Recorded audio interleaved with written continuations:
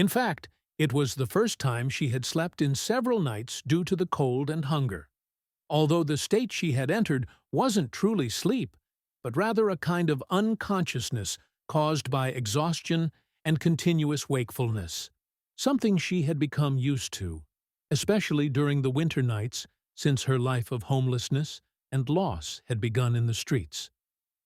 Morning came, and she was awakened by the sounds of passers-by and the faint light seeping through the broken window.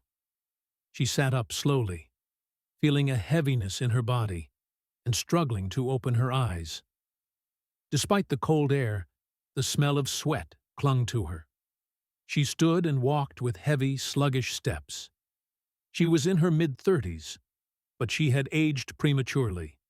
Strands of gray hair showed in her tangled locks, and her joints ached with every movement.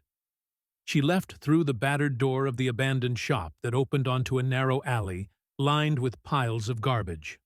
She searched through the trash, hoping one of the nearby restaurants had thrown away something edible, or even inedible. She found some scraps and devoured them quickly and hysterically, then left the alley and sat by the side of the main street, staring blankly at the passers-by. Even she didn't know why she sat there, watching them.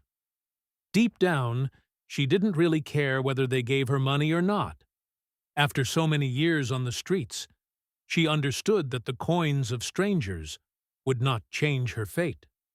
Something inside her had broken beyond repair.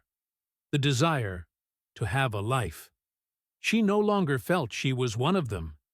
And the more time passed, the larger the distance grew, and the more convinced she became that she did not deserve to live like they did. And yet, she always loved sitting and watching the passers-by. Perhaps there was still a tiny hope buried deep inside her. A hope she hid even from herself. A hope that had prevented her from ending her life, despite the dozens of times the idea had crossed her mind.